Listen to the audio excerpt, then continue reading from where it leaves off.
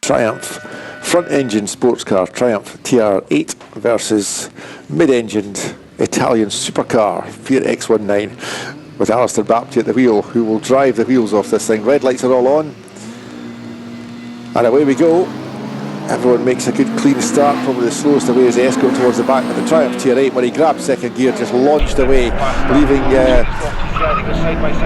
Alistair Bapty to defend from the fast-starting Donald Dewey. His Golf GTI. They go side by side through Duffus, side by side through Leslie's. That gives Bapty, and with a bit of a shoot, the line for McIntyre. He managed to control a slide here at the exit of Leslie's, and he has planted the car into second place ahead of the Golf GTI. A bit of a gap then back down to Jimmy Crow's Scimitar and the BMW 2000 Ti, followed by Richard Merrill's Alfa Romeo. That's Charlie Cope in the Golf GTI Mark 1. We've got two.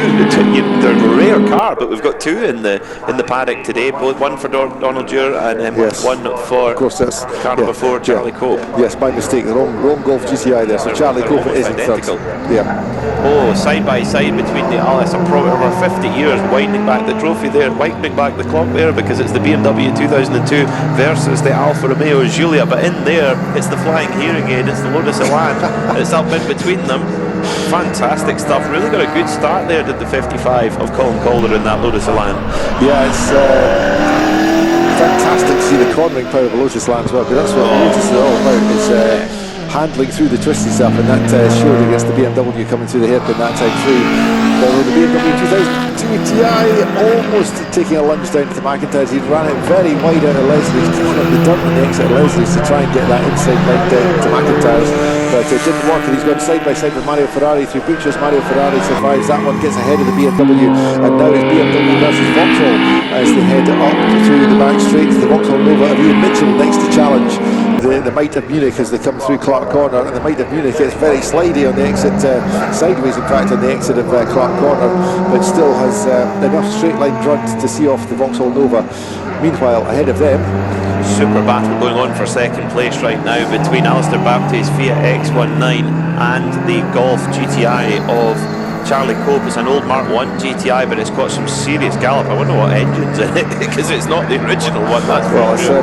He's done a little bit, just a bit, yeah. But Alistair Bapty's just sheer bravery and commitment, guile, commitment. You grip the steering, chew the steering wheel off. He is just driving the wheels off it. Oh yeah, he's absolutely full on as they go into the back straight. The Golf, I think, if anything, has as you say, a bit more in a straight line, but not by much. But it's the Fiat's turning speed in the corners in particular is way quicker than the Golf, which you'd expect with low centre of gravity, mid-engine and everything. All the laws of physics point in its favour. Yeah, it certainly is, and I tell you what, no wonder Alistair Bapty can't sell that car, because people are probably looking at it going, well, I can't drive it like that. Forget it. So no thanks, because he's driving it absolutely on the door handles everywhere. Brilliant. Oh yeah, absolutely full commitment. Now we're watching a good battle as well between Mario Ferrari and the Lotus Elan, which Mario is just about to overtake through the hairpin. Gives it racing room, so they're side by side as they come up the straight. Mario Ferrari versus the Lotus Elan of Colin Calder, and the Alfa Romeo Ferrari just edging ahead under the Beatson's Bridge, but the Lotus coming back at him as they go under braking for Duffus. Is the Lotus going to go around the outside? No, Mario Ferrari ahead of Colin Calder then as they head down the hill. Mario Ferrari, I tell you what, it's a great battle there. You've got the bright, flamboyant orange Italian and the brown Brit car going head to head with one another. Very, very interesting indeed. But Mario Ferrari's made a bit of a breakaway now from Colin Calder in the brown British Lotus. Yes, he's Richard Merrill ahead of them is charging up the road as well in the other Alfa Romeo, and so that leaves a two-car battle there with the BMW 2002 Ti against the Vauxhall Nova once again. The Vauxhall Nova being piloted by Ian Mitchell, the BMW by Ewan Anderson. That BMW, whoa, big move there from the Nova up the inside of the BMW, given room by the BMW. Now it is the car number 15, the BMW of Ewan Anderson, letting the number 11 get the move, and then whoosh, the number 51 MG of Barry Eastop blows by both of them. Yeah, he's coming from low down the grid. I don't know how he ended up so far down the grid, but he's got a lot of power in that car. It's the V8 version of the MGB GT, and he's challenged on cornering by Ian Mitchell's Nova, who almost gets past him at McIntyre. That's a fascinating battle to watch. But on straight line performance, the MG I think has the edge as they come out through the chicane now. Yeah, the MG with its low centre of gravity is a little bit quicker through the chicane, and then just powers away along the back straight towards Clark Corner ahead of the Nova. New fastest lap of the race just set by our leader, 59.0 last time by. That's moving on in a car of that age. 4.3 seconds to the good from Alistair Bapty, with Charlie Cope in third. Of course, one driver who we're missing this weekend is John Kinman, of course, in his mighty Rover SD1. He's racing it down at Goodwood. So he'll be interested to see how he fits in the order here amongst this lot. Well, being the big V8 engine car that it is, it's usually up near the front or at the front. Yeah, it would be interesting to see where it fitted today. Andrew Graham, though, fastest lap of the race on his last lap round, 59.003. He can go quicker than that, so there's a little bit to come from Andrew Graham. But we'll see if he maybe settles for that with a 4.3 second margin at the front of the race at the moment. They've just lapped the Mark 1 Escort RS2000 of Callum Bruce as they came through the hairpin. Alistair Bapty about to lap him just after they crossed the line with just past half distance now. We've got 6 laps to go. It's a real shame we haven't seen, we've got a non-starter as Alistair Coates, who was 4th in race 1 in his Ford Escort RS2000, the beautifully presented green car that was full sideways everywhere in practice this morning. It did not make the start, unfortunately. Yes, I'm not sure why, because as I said earlier, it seemed to be healthy at the end of the previous race, so I don't know why he's not been able to continue on into race 2. Got an inter-alpha battle going on here. Mario Ferrari just ahead of the Giulia, the car number 77 of Richard Merrill. We saw Merrill finish significantly ahead of Ferrari last in the race 1 before it switched around. The last time I looked a couple of laps ago, Merrill was ahead of Ferrari as well, so that's been a bit of a sprint been put on by Mario Ferrari there, and has pulled him up the order into 5th position overall now, and his next target will be Jimmy Crowe in the Scimitar. Now Jimmy Crowe seems to be getting on fine with the Scimitar in this race. He's had a few offs during the weekend. It's his first, as far as I'm aware, it's his first race weekend with that car, and a couple of incidents along the way, but all seems to be working as planned for this race, and he's in a reasonably secure 4th place at the moment. We just have to see what his lap times are. Jimmy Crowe is his best so far is a 1 minute 1.7. Mario Ferrari's best is a 1 minute 2.3. So Jimmy Crowe should be safe. Although Mario Ferrari's just in a 1 minute 1.9. So he's picking up the pace a bit as Mario, but it's going to be tough for him to try and catch Jimmy Crowe, who's about 4 seconds ahead. Yeah, with just 4.5 laps to go in this race, and you mentioned they were in a sprint. Alfa Romeo.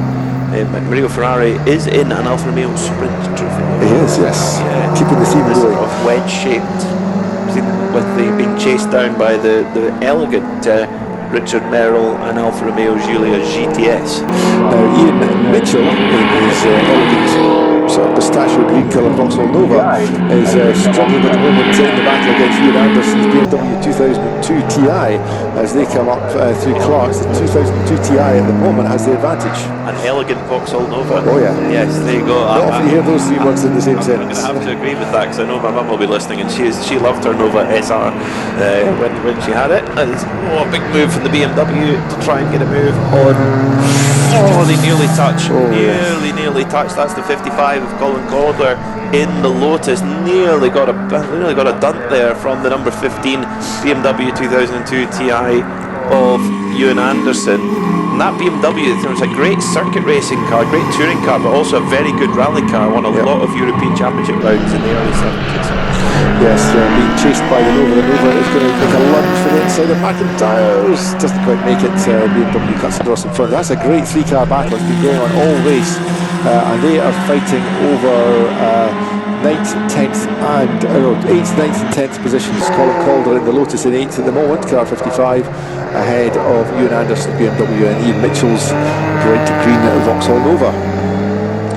Yep, it's only in the classic field where you get a Nova battling with the Lotus Elan and the BMW 2002.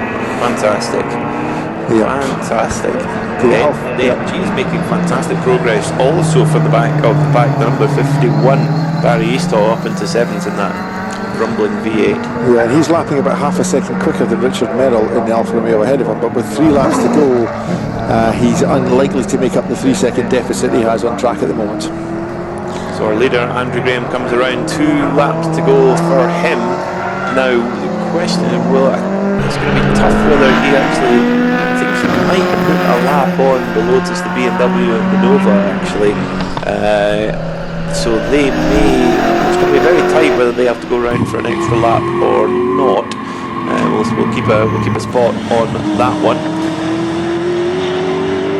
As the field starts to spread out, of course, a lot of drivers in different classes. Of course, your leader overall is, of course, Andrew Graham in that Triumph.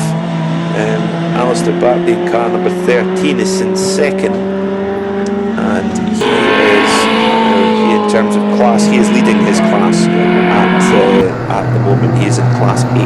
Nice move by the BMW at the hairpin. Colin Calder demoted it in the Lotus, down 1 position. A superb overtake by Ewan Anderson in the BMW, and that puts the Lotus at risk. Colin Calder about to be overtaken by Ian Mitchell as they go under the bridge. Ian Mitchell on the outside for Duffus, so the Lotus should be quicker through Duffus.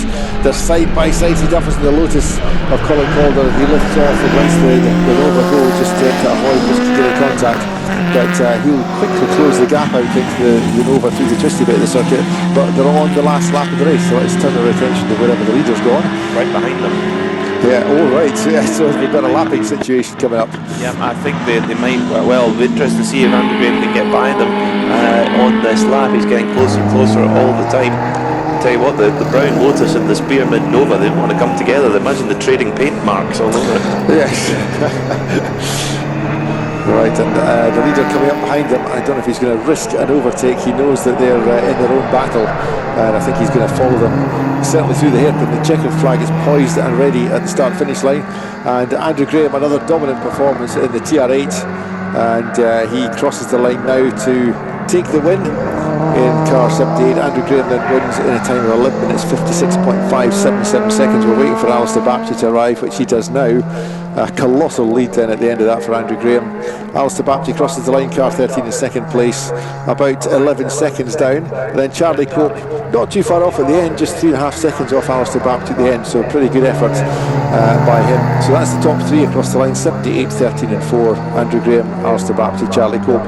Now coming home in 4th place, we're expecting Jimmy Crowe. He's just arriving at the hairpin now with 2 Alfa Romeos in tow. Look at how Richard Merrill has caught Mario Ferrari as they go through the final corner. He's less than a car length behind. Mario was well clear at one point.